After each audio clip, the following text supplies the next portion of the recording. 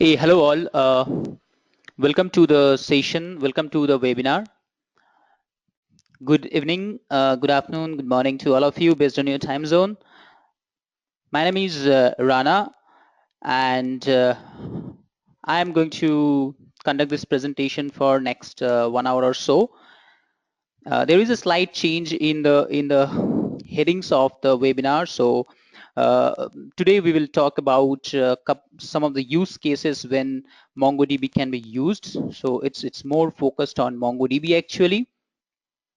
We'll talk about few scenarios when we can use MongoDB in the industry, where who are using MongoDB in the organizations enterprise wide, and also we'll see some of the basics of NoSQLs. We'll try to touch upon on some of the other NoSQL technology. I mean, just to talk about that, what are all those things, where you can use those things briefly, and then we'll try to see some application built on Java MongoDB. We'll try to use Spring framework, which is a very popular framework. Okay, and once again, welcome you all. I hope all of you can hear me good. I'm audible. Okay, very good. Looks like I'm audible enough. So people are sending yes. Thank you very much. Once again, this is Rana. I generally comes with 11 plus years of total industry experience, and I'm working with one of the MNCs in an architect role, and I'm using this NoSQL technologies and big data platform for last almost 3.5 and 4 years. I have already architected few solutions and deployed couple of applications into productions which are using MongoDB, as well as which are using some of the other NoSQLs also. So today we'll talk about the scenarios of when we can use MongoDB. So I think the platform is set and we can probably get started. Okay, these are the things that we'll cover today. Okay, just to start with, we all are actually coming from the traditional background. We all know that how the conventional databases we used the conventional databases. What are the things that we used in the SQL world, and what are the things that we have in the NoSQL world? So, if I can do a quick comparison between the SQL world and the NoSQL world, right? So if you see this, the SQL wall are more relational, right? So you can create relationships between different entities. You can create a structured databases. You can create structured data formats. Put it into row column feature, stuff like that, right? In case of NoSQL, most of them, we say that they are non-relational. When we say they are non-relational, that does not mean that they do not have relation, but it actually means the relations are actually represented in a different way altogether. So keep that in mind. We are designing a persistence architecture with some new technology called NoSQL technology. It cannot be non-relational. It cannot have you cannot build a persistent architecture without a relation. So relation will be there, but in a different manner. The representation is actually in a different manner. That's the reason we are saying non-relational. So in case of SQL, we have seen those table-based structure, and while in case of NoSQL, especially in case of this MongoDB stuffs, right? So we generally uses document-based key value pairs and etc. And there are other structures like graph databases. There are other structures like columnar databases. Okay, I'll talk about that also in the following slides. Predefined schema and dynamic schema. This is very, very important. Okay, so in case of our traditional applications, we have seen that all this conventional database, right? So we have to define the schema. What is a schema? The definition of your data model, right? So you define your schema first, then you start your application layer development. That's pretty much standard approach we follow, right, in the development cycle. What is the disadvantage of this particular process? The disadvantage is we have a tight coupling and tight dependency on your database layer. So if there is any problem, if there is any issue, if there is any change required, right, in the database, we have to go through a DDL process altogether. You go and you change your DDL first, and then only you can change your application layer. Okay, and then only the stuffs can work, right? But that will actually increases your go to market, that actually increases your development cycle.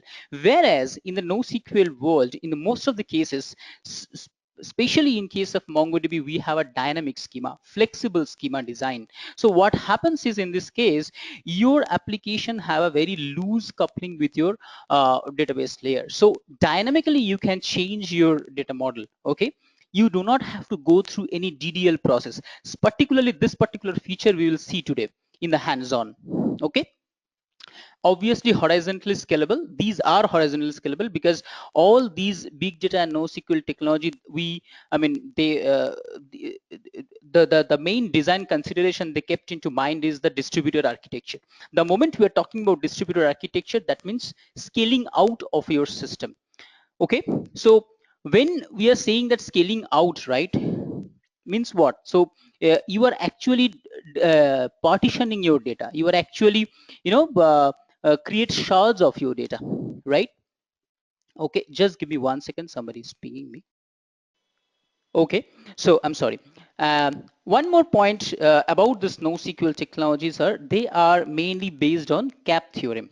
Okay, so in case of SQL Vault, we have seen that they support transactions. Very important point. Please listen to this carefully. In case of SQL Vault, we have seen that they support transactions. They support the full ACID property of the transactions, right? But in case of NoSQL, especially in MongoDB, it doesn't support the full ACID transaction altogether. What it does is it actually follows a theorem called CAP theorem. What is exactly that? Let me show you this. So let me introduce this CAP theorem in front of you. Whenever we are talking about a distributed architecture, whenever we are talking about scaling out, right, we know that scaling up has some limitations. If you increase, your own system resources, if you put more RAM, more processor, and high class server class system also, there will be some limitation after a certain point of time. You cannot go beyond a certain point of time. So what you do is you go for commodity hardware architecture, you scale out, right? That means you are kind of coming up with distributed architecture. The moment you are actually designing a distributed architecture, CAP theorem is something you need to keep in mind. What does that CAP theorem says? It says it is actually, theoretically it is impossible to design a design a distributed system where all these three things you can actually achieve. All these three things you cannot achieve if you try to design a distributed architecture theoretically. What are all the three things? Consistency, availability, and partition tolerance. Consistency, we all know, at any point of time your persistence layer should give you a consistent state of the database. Availability, it should be available. And partition tolerance, how tolerant is your architecture is when you are partitioning the data, right?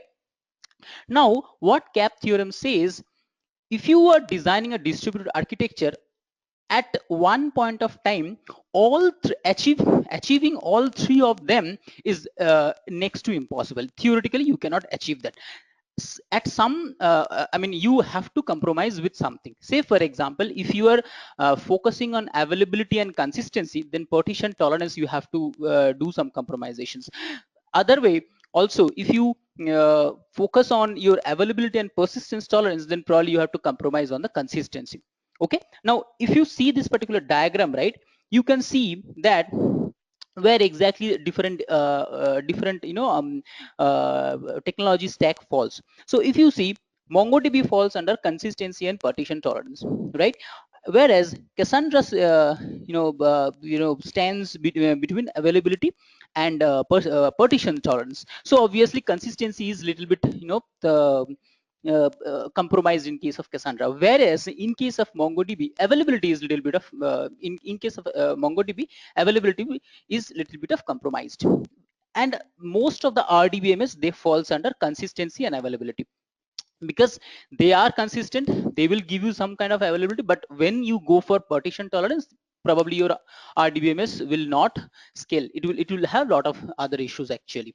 So here you can see where exactly different databases falls, right? Now if we discuss about different uh, features of MongoDB is basically a free and open source architecture, cross-platform document-oriented database. So this is one more advantage of I'm not looking into the question window right now. I'll take the questions after I complete some of the slides. So MongoDB is a free open source database. Obviously, the moment you start planning using MongoDB, the very next day you can simply start. You can simply download and you can use it. Okay, it's it has a it has a format called document oriented database. It is called document oriented database. What does that mean? Here, document does not mean the Microsoft document or Excel or Word or PowerPoint. It's not like that. Document means a JSON-like object structure, JavaScript object notation, JavaScript object-like formatted string called document in case of a MongoDB. So, and also it provides you dynamic schema. We'll see each and everything in short. Okay.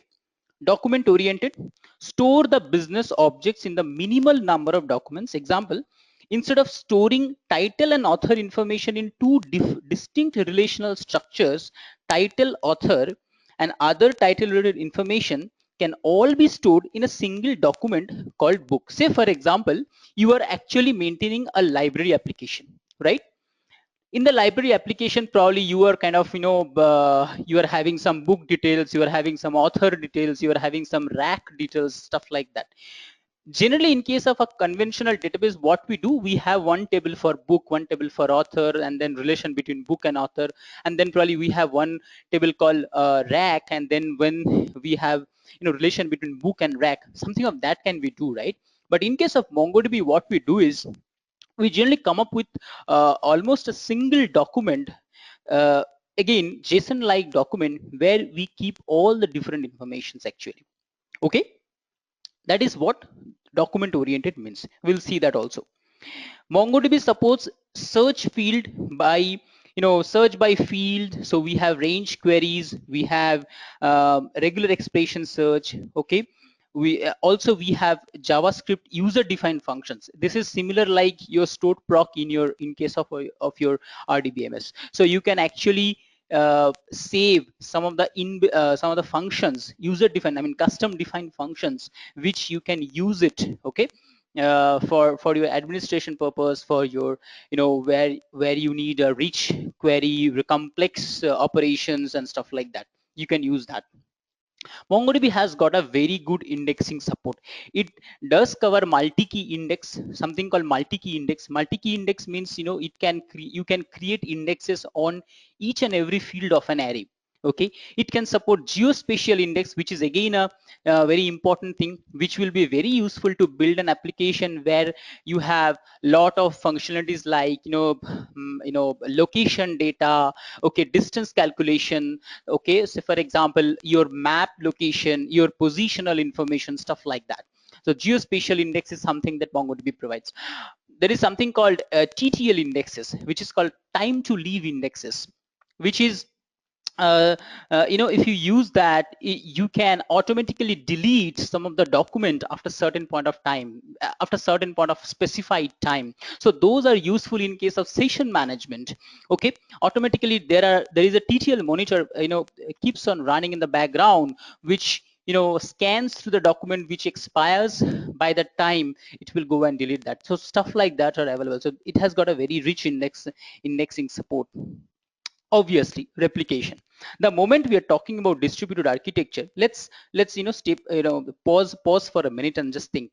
The moment we are talking about a distributed architecture, it gives you performance benefit in many means, right? In many ways, but at the same time it is actually bringing lot of other challenges. What are all the challenges in terms of monitoring? Earlier probably we had to monitor only one single box, but now the moment I'm going for a distributed architecture, I actually need to maintain some 100 different boxes, 100 different servers, 100 different nodes, right? So that brings those challenges. So right, earlier you had to only monitor one box. So for example, you only had to take a backup of only one box, but right now you have to take backup of all different nodes, right? So obviously your technology, your persistence layer, or your database should give you provision to easy replication, so that you don't have to do it manually. So many things MongoDB provides. Not only MongoDB, most of the NoSQL databases, they provides replication feature with the ease of replication feature, so that user don't have to do it manually. Auto replication. In case of MongoDB, it provides you an architecture called replica set. What happens in case of replica set is there is a primary node and there are other secondary nodes. All the server, all the application layer, they talk to the primary node, and all other secondary node, they actually get replicated from the primary node. That's how it works at a high level, right? And how the replication work is, the moment primary goes down, one of the other secondary, they become primary automatically. So to reduce the downtime, user doesn't have to come to the system and monitor it and make something or select something as primary. So from the application layer, it is totally unimpacted. As a application developer, you simply no need to worry about who is primary and who is secondary. You simply connect to a replica set, and replica set will be up, okay, by selecting or by electing at least one of them will be primary. That's how it works.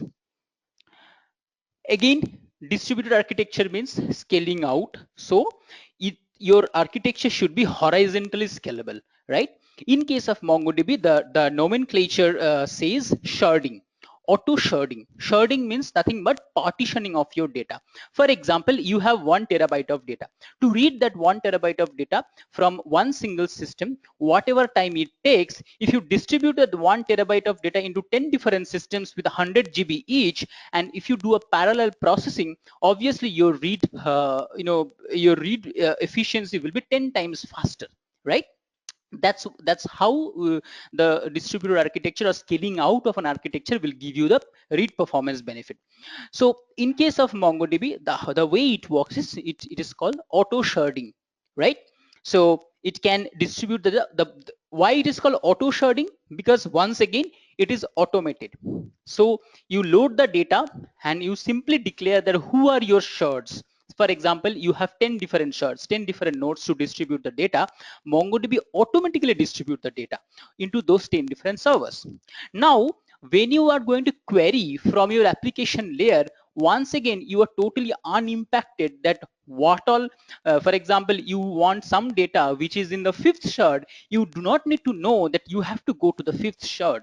What MongoDB will do, it has a router capability, query router capability, which will scan your data and route your query to the particular shard itself, to the particular node itself. It is that's what it is saying, auto sharding, because user is totally unimpacted, okay? And the moment your application grows with data, what you do is you simply add shard in the background, and that's it, okay? Again the data will be distributed with the new shards. That's how sharding works. File storage, very important feature.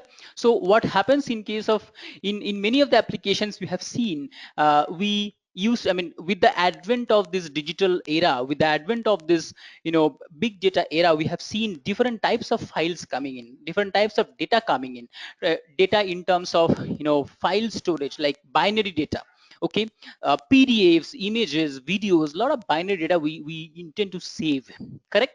So what happens is, earlier what we used to do is either we used to use some file system, or we used to use some of the blob or clob objects of the RDBMS, and obviously those things are pretty slow. Okay, performance wise, MongoDB provides a specific file system called GridFS. Okay, that specification, it provides a specification called GridFS. What happens is when you actually load some binary files like PDFs, images, audio, video, whatever, these big files, right? What happens is it gets splitted into chunks, into multiple chunks. Okay, and when you read that, it does a chunk processing in the background and gives you the data back. Okay, so that's what is there in your GridFS file system also. Okay, aggregation. What happens is there are many use cases in MongoDB, where you use, multiple reach query features for your online reporting purposes. Okay, online reporting is one of the very popular use case built in MongoDB. Okay, so what you use is you have to go for a multiple, you have to go for a very rich query features.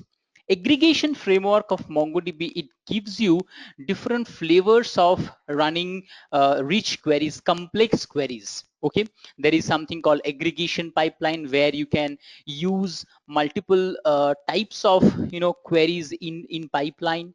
You can use that.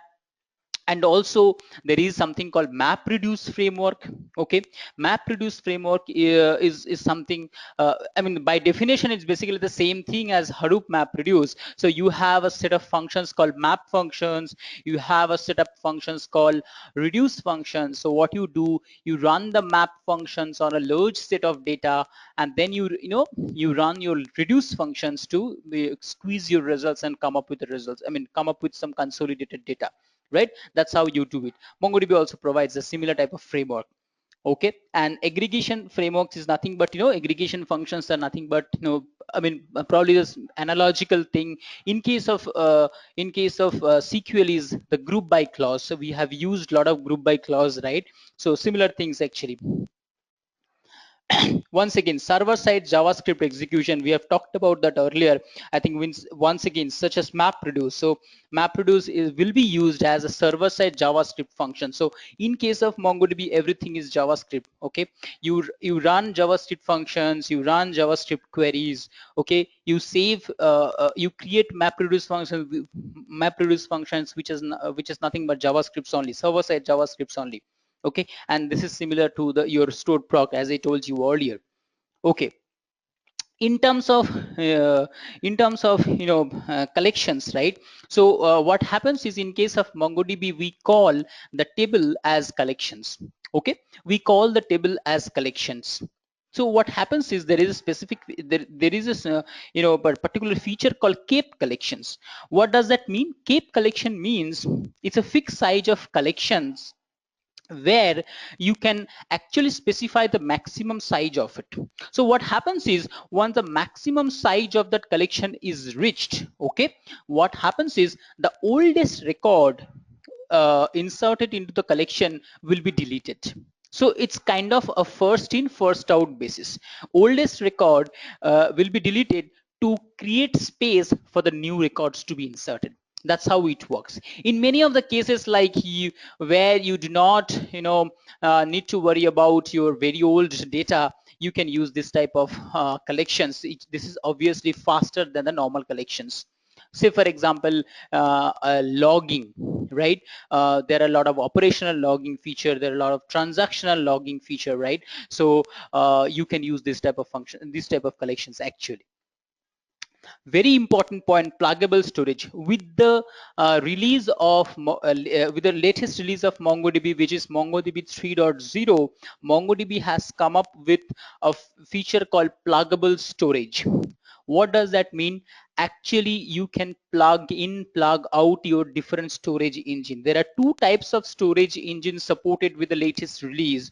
One is mmap v1 storage engine, which was even there earlier before this 3.0, and with the release of 3.0 there is one more storage engine came up, which is called WetTiger. What is the difference between these two? Before 3.0, whatever storage engine we used to have, which is nothing but mmap v1, in those storage engine the write efficiency was little bit low. When we say little bit low, the way it used to apply the right operations in those storage engines was it used to lock a full DB itself. It used to lock a DB, a database, and then apply a right operations. But with the new release, which they have introduced a storage engine called WAT Tiger. In case of WAT Tiger, what happens is it actually locks a document. It actually has implemented a document level locking, okay, so that the write efficiency has gone much beyond, okay, much high. So that's again a very important feature. If you are planning to use for this MongoDB for your organization, keep that in mind. If you have a write heavy applications, a lot of writes are coming to your applications, then obviously you need to consider this particular point very, very efficiently. Okay.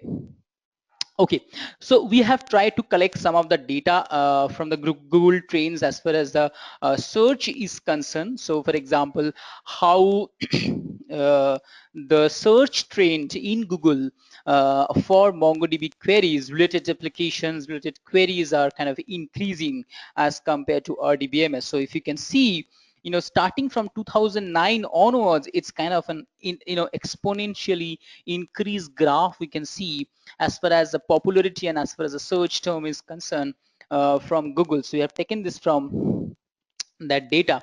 One other trend that we want to show you about, the what is the market trend, or what is the job trend of MongoDB. So if you see some of the research, some of the you know LinkedIn research where we try to put it here, and some of the Indeed.com research for MongoDB jobs, we try to put it here. If you can quickly look at it, I mean, it's pretty self-explanatory, and it's kind of a continuously it's growing. So as far as the job trends are concerned, we have tried to put it as compared to the other NoSQL databases like Redis, Cassandra, CouchDB, MongoDB, and stuff like that, right? And in case of the relative adoption of NoSQL skills are concerned, as far as the different organizations, right? You can see the results actually. Okay, and some of the companies who are actually using MongoDB today, and this very few, very few. There are many more. I mean, just put it something. Some of the big names, but there are many more. There are retail websites, there are government organizations, there are healthcare organizations, there are hospital management systems. So there are many more insurance management systems. Okay, who are adopting MongoDB actually.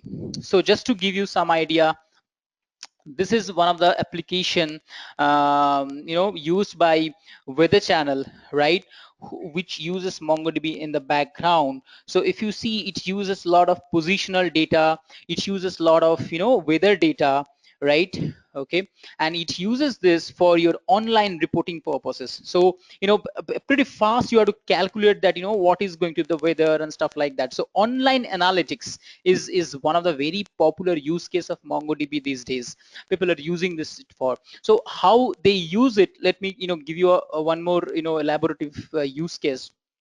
So there are two things. One is offline analytics and one is online analytics. So people, what they do today is they create a Hadoop cluster, okay, which is kind of a big Hadoop cluster which can support some zettabytes or petabytes level of data, right? So for example, thousands of terabytes of data for example. They run MapReduce in the background, they run offline analytics in the background, and the results of it, what they do, they push it to MongoDB. There is a very popular connector, MongoDB Hadoop connector. Okay, using MongoDB Hadoop connector, they push the data to MongoDB, and they use MongoDB for the online analytical purposes, because we know that MapReduce is mainly known for the offline purposes. Okay, but how the application will use, the actual application will use, they use directly this database called MongoDB. Okay, so one more example is some of the, okay, the application Auto, the company Auto, right? It's an e-commerce application. So it supports like more than 2 million visitors per day. Okay, Now that's how they do. They have come up with this design of personalization view of the customers, right? Of their 2 million visitors, okay, per day with MongoDB. So that is another use case just I want to put. MetLife, okay, very well-known organization for your all your insurance things and all, right? So they put a they give us 360-degree view application. They have created a 360-degree view of a application actually using MongoDB. So that is again another example. And obviously, if you see this turnaround time, whatever these companies have done, right? The turnaround time was pretty fast. So in some cases it's 2 months, in some cases 3 months. So that is again one of the advantage. So in today's use case, in today's hands-on, we'll see how the data model, the dynamic data model, dynamic schema is going to help the customer in terms of developing an application in a faster way, right? We're going to see that, and that is one of the USP, people are using it, the flexibility of it. Okay, one more thing, ADP, it is having the all their mobile apps, right? So for millions of users, so they are also using MongoDB for their backend persistence. Okay, so now it's a time to quickly design an application with MongoDB, and we'll see how actually we can see in it practical. I mean all theory parts are done. Now we'll see that. Okay, now something we'll see in the hands-on. Let's say I want to design a blogger application. Okay, so the blogger application will have, if you think from your perspective, right, there are a lot of blogger application these days, Stack Overflow, okay, there are a lot of social networking sites, there are a lot of Stack exchanges, okay, a lot of blogger, Google blogs, and I mean, many more. I mean, there is no end to it actually. So let's say, think of a blogger application. What is the main entity of the blogger application? Obviously, the post itself, right? The post. And what are all the fields a post can have? A post can have, let's say, an ID, maybe a title, and some descriptions, obviously. Okay, if there are some URLs and stuff like that, obviously who has created this post by, and probably some like field. So these are the fields which are related to a post entity. Obviously people can comment on it, so there will be one comments table, if you think it from a RDBMS standpoint. So these are the fields probably I can have in case of an RDBMS table, right? And obviously there will be a relation from between the post table and the comments table. What is the relation? Obviously one to many, correct? Because one post can have multiple comments, obviously. Similarly, a post can have multiple tags also. So I can have one more table called tags, and between post and tags, there can be again one-to-many relationships. So if you see the diagram on the left, you can see using RDBMS how you can model this particular table. Correct? Fine, right? Now, similar things. Let's say if I want to do it in MongoDB, how it looks like. Now look at the diagram on your right. Now, if you see, this is nothing but a JSON. So we are talking about document, right? So this is nothing but a document. A document is not, in case of a document oriented database, let's say MongoDB, a document stands for a JSON formatted object structure, right? Key value pairs and key array pairs. So if you see, we have created one single document where we have collected all the post information. Say for example, post ID, title, description, somebody has given the post, so post by, URL. Okay, what exactly we did for this relationship? Now let's look at it. Say for example, tags. I don't need to maintain multiple tags actually. I mean, I might, but I might not also. So what I did was I actually created an array of tags in the same document itself. Instead of maintaining a totally separate collection of tags, what I did, I actually created an array of tags, right? To maintain a one-to-many relationship.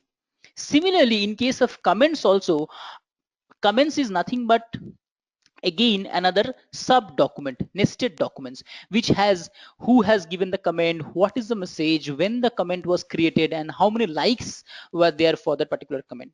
So to mm, implement or to develop this particular data model between post and comments, this one is to many relationship, what I did was I have created one more array of comments where this is nothing but an array of sub documents. So that means I can actually have array of strings and array of sub documents also, right? Now if you think of this, right, uh, if I need to modify this, I will only touch only one collection instead of touching three different collections. I'll only I'll only touch only one collections. So that's obviously an advantage, right? If I want to modify something, I only touch only one document, only one collection, not multiple. So that is again an advantage, right? Now we will try to do this in practical.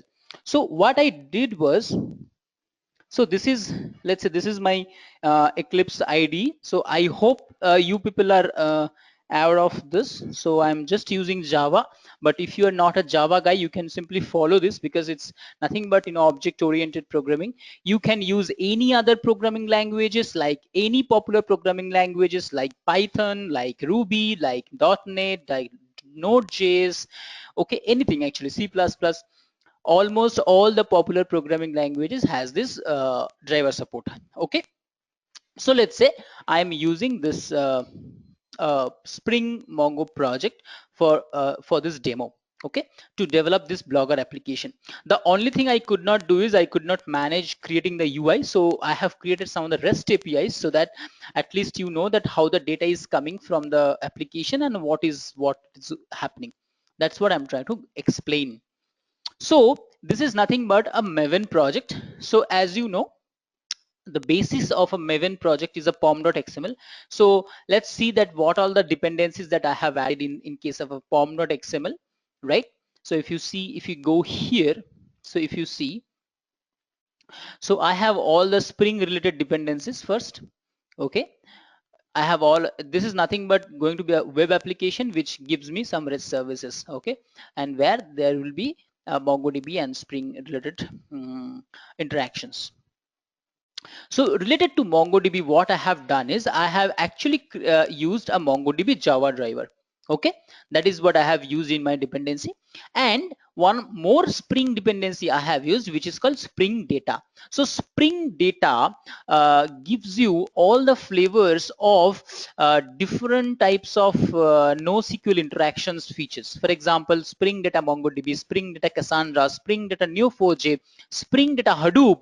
So Spring gives you those flavors. So if you intend to use Spring, you can use those dependencies based on your choice of NoSQL. Okay. Obviously, Spring Data MongoDB is something that I am using for MongoDB connections. So these two are the most important thing, at least for this demo. Okay. So this is what I have done. Now I'm going to show you the project structure. So where from actually I have started from this domain, starting of the domain. So what is the domain that I have done? So there are two classes that I have created. One is post and one is comments. Let's open the post.java. This is nothing but a plain old Java objects having few attributes. Okay, what are all the things? ID, title, description, created by, create date, blog URL, and there is a set of tags and there is a set list of comments. Okay, now this list of comments is once again a list of another objects called comments. So I can go there. If you go there, you see this is again nothing but another Pojo, another plain old Java object where you have fields like user, message, date created, likes, for example, and all the getter setter methods. Okay, very simple. Try to do it very simple. So this is what I have as of now. Okay, now what I have done is I have got a controller which has different interfaces. What are all the interfaces? It has interface like create post, it has interface like add comment, okay, it has interface like post. These are all the use cases that I'm trying to develop. So in a blogger applications, these are the main use case, right? I should be able to create a post, I should be able to add a comment, I should be able to like a post, something of that kind, correct? I should be able to fetch the post, correct? That's what it is. So these are the some of the REST endpoints that I have created as of now, right? Okay, now what, this is my controller. Now if you see my DAO, so for example, let me show you one example of create post. Let's say create post. What exactly it does, it takes a JSON for this post object. What it does, it directly call this method called blog DAO save post. So let me go to this method also. So if you see, this is nothing but your post object, which is nothing but a Java object like this, right? So I get the post object, and what I did was I am creating a Mongo template and simply call a method called insert, and that's it. And this insert is a Mongo template method. Let me show you that how this Mongo template has been achieved. So if you see, I have got a DB manager. Okay, let me go to that class as well. So there is some auto varying thing I have used. So let's say I'll go to this DB manager. DB manager is nothing but a configuration file, okay, which is having the DB host and port information, okay, maximum session information, maximum timeout informations and stuff like that. If you are using some user credentials, so that information also has been used, and the database name information. Using everything, it will create a factory and it will send me a template, right? So that template I'm going to use in my DAO class, correct? So if I go to the method once again, the create post method once again, let me go to the create post method once again. Sorry, save posts. So if you see here, this is nothing but a template, right? Now this template and insert, that's it. I do not need to run a query called insert into table and then specifying the field name, then specifying the value, nothing. I simply have to pass on the actual pojo, what I have created, what I wanted, what I intend to pass, correct? That's how the create method works. So let me run this application and let me show you how it actually working, how it is actually working. So for example, if you see in the blog controller, I have an endpoint called create post, right? That is what I'm going to use it from my postman client. So to run this application, what I have done is, actually in the pom.xml, if you see, there is a inbuilt jetty container already. There is a jetty container already inbuilt. So what I'm doing is, I'm going to the location where my code is present. This is where my code is present. Okay, so from here I want to run the code as maven jetty run. That's it. So if I run the code, so my jetty container will be started shortly. Okay, so my container has been started. Now what I'm doing is, I have this created for you so that it will be faster for the presentation. So let's say for creating post, this is the URL. Okay, it is running at 8080 port and this is the URL. And to do that, what I'm doing is I'm using a postman client. This is a client which you can use it for your post request testing. As I said, I could not build an UI, so that's the reason I'm using this client to test this application. Okay, if I would have got time to build an UI, then probably you can actually see this from the front end. So let's say I want to hit this post. This will take application JSON format, and what exactly I'm going to insert. So now let's check what exactly I'm going to insert. So if again you go to the post.java, so these are the fields that I'm going to insert. Okay, so probably assume that comments is something, at the time of saving, comments is something people will not add, right? Other people will add comment. So probably these are the data that I am going to add. Once again, ID is something, it is a system generated value. Okay, so I am not going to insert that.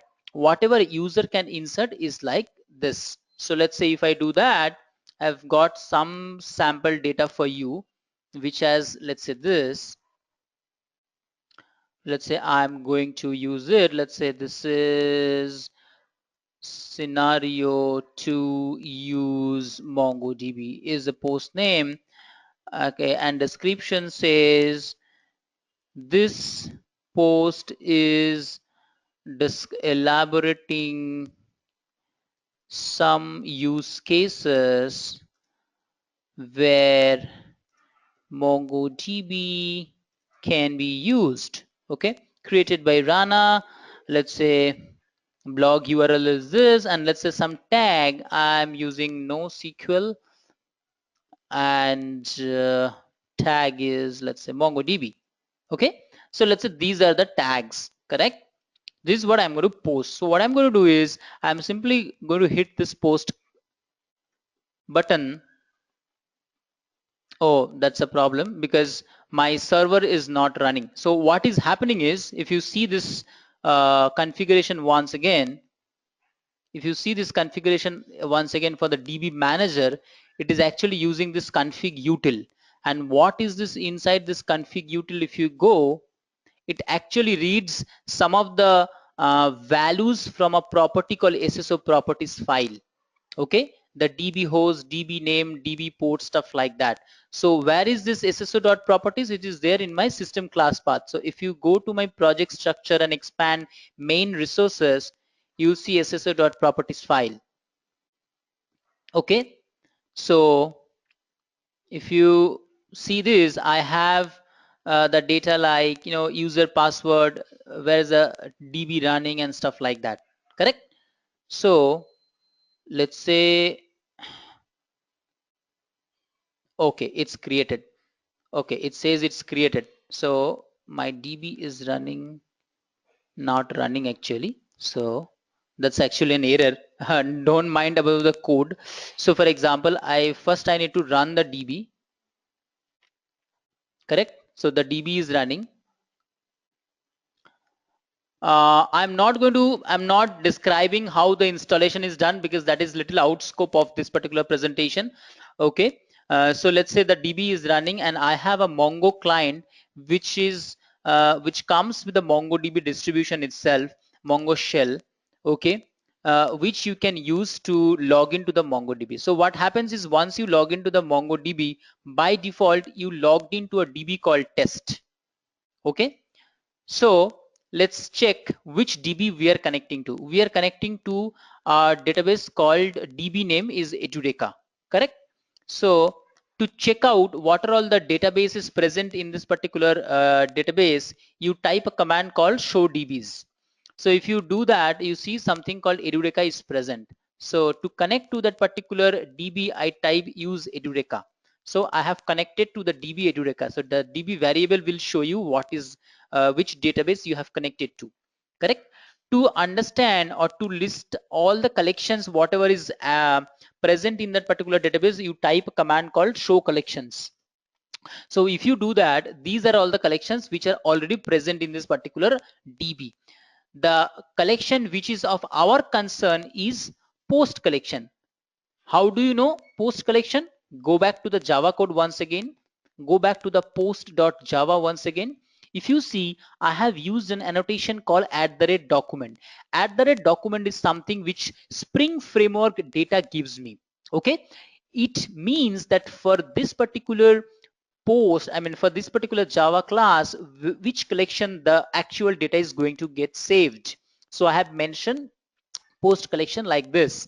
And also I have used one more annotation called @id. This is nothing but the underscore id field of MongoDB document. So underscore id is the mandated primary key of MongoDB. Okay, and I'm going to use this id field as the underscore id field of MongoDB. Okay, that's the idea. That's how I have done the configuration. Similarly, if you go to the comments tab, I did not use any @document because I have only one collection to be created, right? I have only one collection to be created, not two.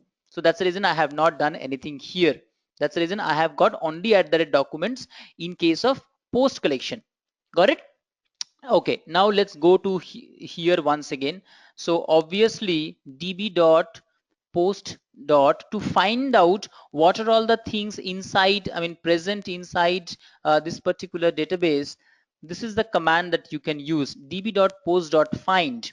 This is analogical to select star from a table.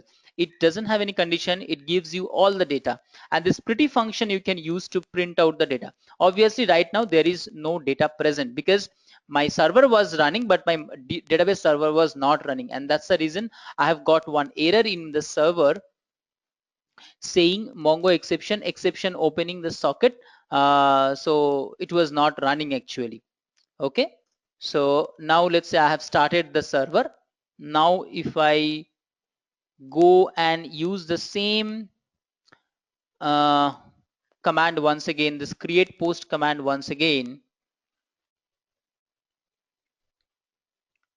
if I hit this, now it says success and it is created, right? So now if you go back to this, and now if you try to hit this query, you see there is one post created in the document. Okay, so you can see underscore id, title, scenarios to use MongoDB, then there is description, created by, created date, okay, blog URL, tags and stuff like that, and comments is blank, correct, because nobody has added any comments now. So that's how you can actually add a document, actually save a document. Now what we'll do is we'll try to test some other things called get posts. Get post is nothing but to fetch the post from the DB. So if you go to get post, if you go to get post, this is the get post endpoint. It uses a method called get post from DB. So I'll go there. Now, if you see this one, this uses a basic query feature which has no filter condition. So everything will be fetched from the DB from the post collection. And what it does is it uses a sorting, a descended order sorting on the create date. So generally what happens is the latest created, the recently created post should come fast. That's the reason I have used this sorting in a descending order. Okay, so what I'm doing is I'm creating a query object and then I'm applying this sort, and what I'm doing is on the same template, okay, in the same template I'm using a method called find. Once again this method is given by my Spring Data MongoDB, the MongoDB Java driver actually, okay, and I'm passing this query object, and uh, which collection I'm going to, which collection I'm going to query this particular run this particular query is post.class. So I specify this post.class. So find method will give me a list of post object. So that's the reason this post is nothing but a list. Okay, so let's say if I run this on this postman client, if I run this on this postman client, obviously you do not need a body because it's a get method, and simply hit get, you will see the results are coming up. You will see the results are coming up. So if I can simply print it here, I'll quickly I'll quickly format and quickly show you what exactly came from the database. So this is what came from the database. Okay, so everything whatever we had it basically came. Now obviously the next use case would be adding a comment. So if you see, first one was saving something into the database, correct, saving something into the database, saving something into the database. Now when you are trying to add a comment, it's basically updating the same document, right, because comments is nothing but part of the same document itself, right? So now I need to check how can I update a document. To update a document, if you see, so let's say which, okay, let me go to add comment method once again, get post by tag, like post, add comment. Okay, so for add comment what I'm doing is I'm calling this update post method. Okay, so if you see in this method what I'm doing, I'm passing this post object, and I'm actually creating a query object where the where criteria is underscore id is nothing but the post id, whatever id that I am specifying from the UI, right? I'm specifying that where condition like this, and then I'm creating an update. What is the update?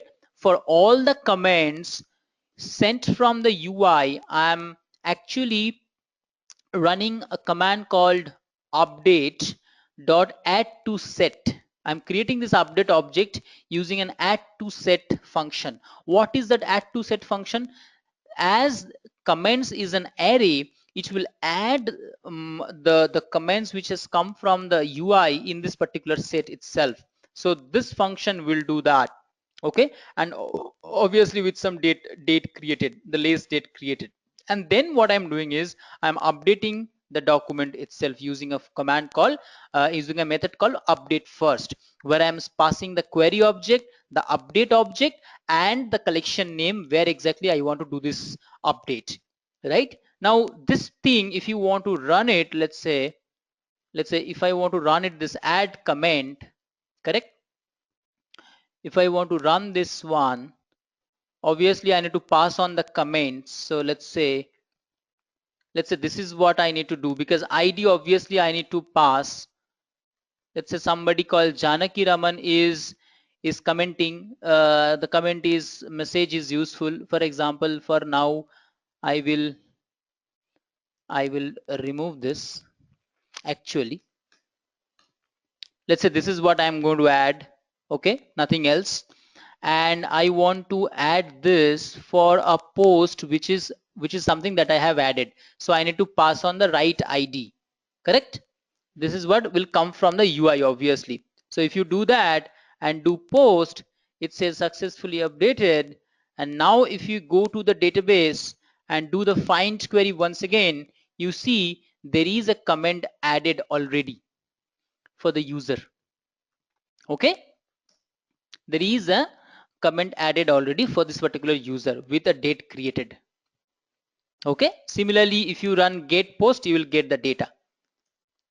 Now if you see, there are other methods also I have created, like post. Similarly you can actually create this. Okay, now how to do that? Now let's say if you go to this post object itself, so far if you see, so far I do not have any like field in this particular document. Now I'm going to show you how the dynamic schema is coming into picture. There is no like field present here, correct? No like field present here also in the post collection, in the post object, Java object, no like field present. So for example, there is a new requirement came up in my company that people should be able to like a particular comment, like a particular comment, like a particular post also. So for example, I am adding, after I got the requirement, I am adding a field called like, and this is nothing but an integer field. Obviously after I add this, what I'm going to do is I'm going to create a getter setter method. I'm going to create a getter setter method for this like field so that I can access this field, right? So I have added a like field here, correct? And now let's say I have created some interface called like post, okay, wherein I'll have a post object and I'll call this method called like post. So if you see, like post is this is the DAO method, and what I'm doing is I'm creating a query object, okay, based on the condition of the underscore ID field, and that's it. And what I'm doing is I'm updating this like field, whatever I have added here in the DAO method. In the DAO method, I'm increasing it by 1. How I'm doing it? Using a function called inc, update object inc, like this. Okay, and then I'm specifying the same thing in the query, sorry, in the update first function, the query, the update, and the post class, like that. Okay, this is similar to the add comment. That is how I have created the comment. Now let's say if I try to use this like post function, let's say I want to use this like post function, this is again going to be a post post API, okay, and let's say for like post only ID should be fine. Okay, now if I do that, some problem? Okay, I actually changed that, right? So I need to restart the server. I think the restart is already happened. Now let me check whether it has come to here or not. So if I do run the same query here, if you see like one. So now if you understand, in case of MongoDB, I did not have to run any DDL at all. There is no data definition language needed. That is why we call it dynamic schema. That is why we call it flexible schema. If you have a requirement, it is very fast to go to market because of its dynamic schema. Okay. Now if let's say for example you are coming up some other architecture, some other design tomorrow, some new requirement tomorrow, you can simply add it dynamically. For that there is nothing, no specific things needed. Okay, that's how the dynamic schema coming into picture. I hope I am able to make you understand that how it works. The only thing I couldn't do is the UI part. I intend to do that. So otherwise I could have shown you from the UI end itself. Now I think it's a good time for a question answer. I think there are a lot of questions there. I'll take one by one. So there are a lot of questions, I know. So I'll take one by one. Okay, so I'm starting from very fast. Mukul Mantosh. So Mukul is asking, if NoSQL does not support transaction, then if there is some hardware failure, and then rollback is going to work or not. Okay, so Mukul, NoSQL, at least MongoDB, it doesn't have any transaction, so obviously rollback is also not there. What happens is, in case of MongoDB, it supports it supports atomic transaction in a document level. So if you see our design, right, if you see our design, that's the reason we have not created multiple collections, we have not created multiple documents. We have tried to fit our design into one document itself, keeping the mind that whatever business use case I am going to develop, it actually hits only one document, only one collections. I mean, at least one collection. So if you see from my implementation also, all the functions that I have developed, it's basically trying to access only one single collection itself. So yes, it does not have transaction, but that is the reason you have to define your data model in a different paradigm altogether. It's a little paradigm shift from your conventional data model. Okay. Okay, so Mukul is again asking, there are so many NoSQL databases and SQL databases in market, then how we can determine which database is going to fit best? Due to growing rise of big data, can we say RDBMS is going to be totally obsolete in future? No, that's not the idea. Okay, once again, what Mukul is saying, that is RDBMS going to go away or not? No, it's not like that. So actually what happens is, in case of different NoSQL databases, there are different use cases focused. So for example, especially for MongoDB, it's more around flexible, object oriented and stuff like that, right? So, and obviously it has some limitations like joins. It doesn't have joins across documents, joins across collections, right? It doesn't have transactions also. So for example, if you want to build a system where transaction is a must, and you have so many relationship of data which you cannot fit into one collection itself, and your business transactions are actually hitting multiple collections, then obviously MongoDB is not a good choice for you. Similarly, if I go for some other database like Neo4j coming up with a graph structure. Let's say you're trying to build an application where you have a lot of graphical representations. So for example, a Facebook, let's say your friend's friend and his friends, you may know these kind of features. You have to traverse, okay, between different nodes. How do you do that? So graph is something which is going to give you that particular fast traversal feature. That's a use case of a graph one. In case of Cassandra has a very fast replication, okay, better than MongoDB and Neo4j. Fast, right, obviously, but Cassandra has a flattened structure, denormalized columnar database, right? So much more useful for a user facing, where you have enterprise wide deployment. So for example, Cassandra has pretty good in case of cross data center replication, is better than MongoDB. So there are different use cases. RDBMS also has its own features. So keeping in mind that, the moment we're going for this NoSQL arena, we have to think about which use case we are actually building. It might so happen that your organization itself, there are multiple tracks, multiple modules are running, and what you are doing is you are actually coming up with a hybrid architecture, right? You might not be, choosing or, boiling down to only one database. It might so happen that, and that is what people are using actually.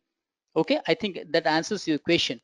Sahil is asking difference between Hadoop and MongoDB. I think I have already mentioned that Hadoop is mainly meant for uh, it comes with an umbrella of different stacks like MapReduce, PigHive, okay, and it mainly supports the offline analytical purposes and obviously handles, thousands of terabytes and stuff like that. And MongoDB has got both online and offline things, and it's actually a database only. Okay. Okay. Ajit is asking, okay, a lot of questions. Ajit is asking, sharding, unless data that I am querying is distributed equally into all nodes, I won't achieve throughput of a parallel system. Should we decide what my queries will be, and based on that, can I spread the data into different nodes? Many times we cannot predict what the query will be at the time of DB design.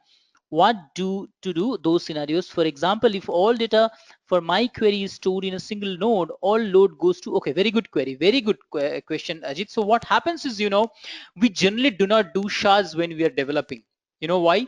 Because I mean, we may foresee what is going to be our major query and how my data is going to be distributed. We may think on those lines, but we actually do not shard when we are actually in the development stage. Once we know what exactly is going to happen in our, in the data model, okay, how exactly it will be, what is the main variance factor, it's kind of, varying across the data set. We're going to choose a key called shared key, and based on that we then try to distribute. Obviously it is 100% true at a granular level. I mean, at a ground reality, you cannot have exactly equal distribution of the data across all shards. No, that is not possible. But what MongoDB and these NoSQL databases they try to achieve, you know, even, I mean, more like even distribution. It might not be 100%, but at least whatever they can. Okay, so what happens is, in your design, what you do, you need to think on the particular shared key which has got maximum variance factors. Say for example, maybe a date field. Say for example, some field which has, lot many, variation factors, so that the more variance the data has, the particular key has, you have equal distributions actually. So there are different types of, distributions possible. We'll be using range distribution, hash distributions. So those are the topics of our detailed discussions of MongoDB, not part of this. What protocol is used by MongoDB for intra-node communication? So it's TCP only, Ajit. Is MongoDB written in Java or C? MongoDB is written in C++, Ajit. Is based on non-blocking IO. Yes, that's right. Does it use multi-threading? Yes, obviously internally it uses. What is the connection between Hadoop and MongoDB? I think I have already explained. Is there a concept of connection pooling for Java MongoDB driver? That's what I just showed you in the code. So we have created one connection pool actually. So that was pretty rudimentary approach, but you can actually have a systematic way, like, externalize your configuration in the properties file or somewhere else, and then use it from your Java. Yes, there is a connection pooling feature. Rashmi is asking for what requirement this database is used. I think we have explained a lot. What is document annotation? So I think I explained document annotation is nothing but to mention that this is going to be my collection name. Manish is saying, isn't it same as how we do the, oh, very good point, Manish. Manish is saying, isn't it the same how we do ORMs like iBetis and Hibernate? Very good point. So what happens is, if you remember, I mean, if you all remember, right, to gain performances, what we used to do is we used to introduce one more layer called ORM, object relationship mapping. What it used to give us is it gives us an object view of my relational data, and obviously a lot of performance benefits. Actually, using of these databases, especially MongoDB, it actually reduces the use of those layer at all. I mean, you do not need to use it at all. It's they are mainly working in memory, so they actually avoids that use. It is almost similar, but here you do not need a ORM layer at all. Actually, very good point, Manish.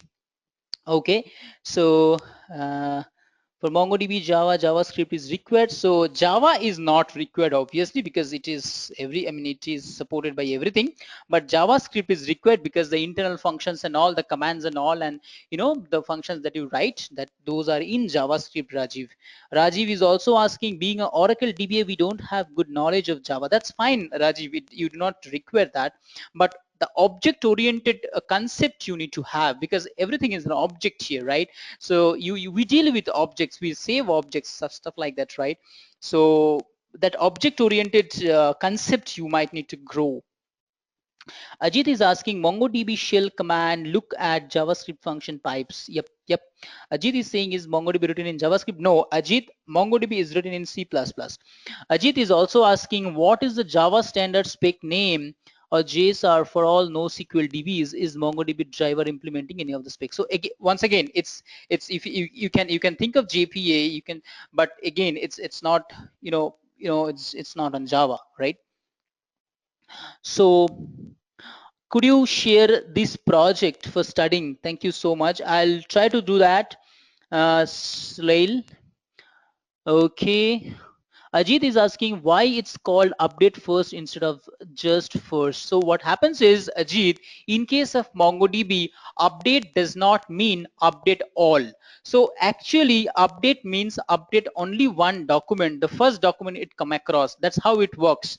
Okay, in the internal layer. So that's how they have also designed in the Java driver specification called update first. So it's actually the other way around. If you have to update multiple documents, you have to use something called some argument called multi in case of MongoDB query. So those are again part of the bigger discussion, but it doesn't update all by default. It update the first document actually. So Ajit is asking, how do you see where the data is stored? So basically what happens is, once we start the database, right, we specify the DB path. There are different means of starting the database. There are different means of configuring a database. You can mention your data directory.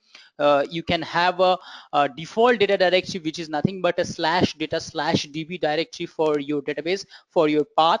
For example, the moment I have started this database, if you go to this process, right, if you go to this process here, if you see, when I'm started, the DB path is this one. So it says something called d:\rana to custom data, right? So this is where my DB exists, data directory exists. And obviously those files are all binary files. You simply cannot go and read those files, right? You can see those files, but you cannot read those files actually. Mukul is saying, sir, MongoDB has good advantage over RDBMS, but still in market for freshers, there is still requirement of Oracle MySQL databases instead of NoSQL. Okay, very good question. So what happens is, Mukul, I mean, there are companies, see, these are new technologies, right? So last 3-4 years, it has grown so much, or maybe, starting from 2009, 2010 onwards, it has grown so much, right?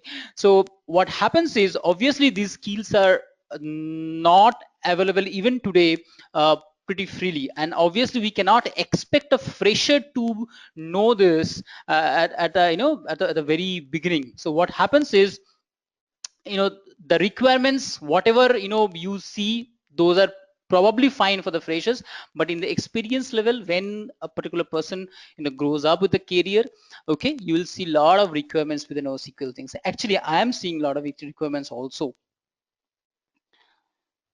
Vivekananda is asking, is a MongoDB DBA should be aware of Java language? No, absolutely not. But obviously some JavaScript language is needed.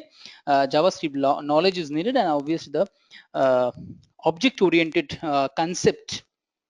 Okay.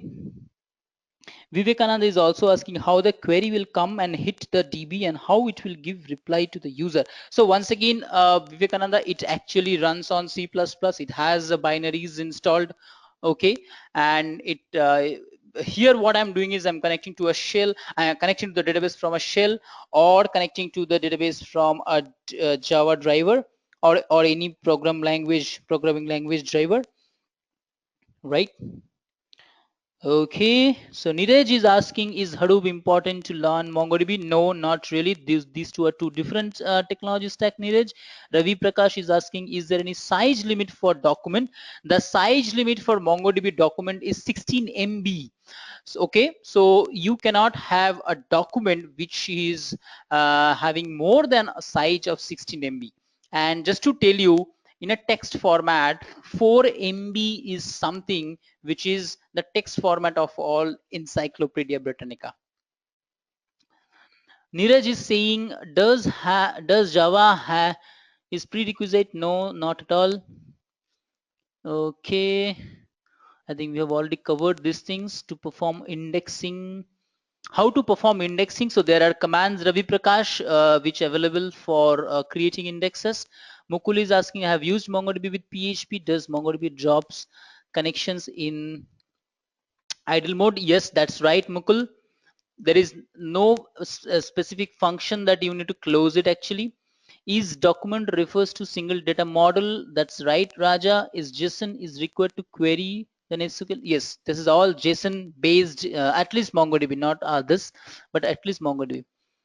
Ganeshan is saying, we have any rollback command? No, Ganeshan, there is no transaction, so no rollback. Ajit is saying, where are you specifying how many nodes to be used? So Ajit, this is a single node server. This is just a local instance. Only one node is running here. It is not clustered. It is not distributed, at least in this particular example, because this particular example was scenario and development, how to connect it from Java and stuff like that. But what exactly you are asking is sharding, replication and stuff like that, right? It is not shown here. Okay, Raja is asking, is all NoSQL database JSON used? No, it's not like that, Raja. I mean, there are different things also. Okay, all the document-oriented database like MongoDB, CouchDB, they are mainly JSON based.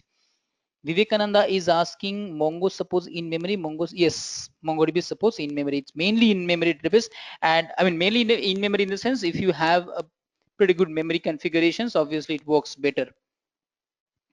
Siddharth Mehta is asking, I'm working with mainframes for around 3.5 years. Is there any way I can look for a career shift by learning? Yes, absolutely, absolutely, Siddharth. Actually, many folks who are actually coming from this mainframe background, who are actually coming from the ETL backgrounds, they are coming to this NoSQL arena. They are coming to this Hadoop MongoDB tech stack actually. Okay, I think I have covered almost all the questions. There are still a couple of questions left, and I think we have already almost passed 20 minutes over the time. So I hope you have, liked the session. And yeah, there are many more things to discuss. Obviously, we couldn't touch upon all those things in detail.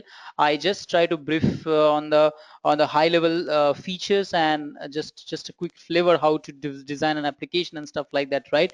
So I hope you have enjoyed this session, and we welcome you all to even go for the actual full-fledged 8 weeks long MongoDB training session, so where we generally discuss all these things in detail, with the installations, with the practicals, with the hands-on, with the case studies, with the project structures and everything.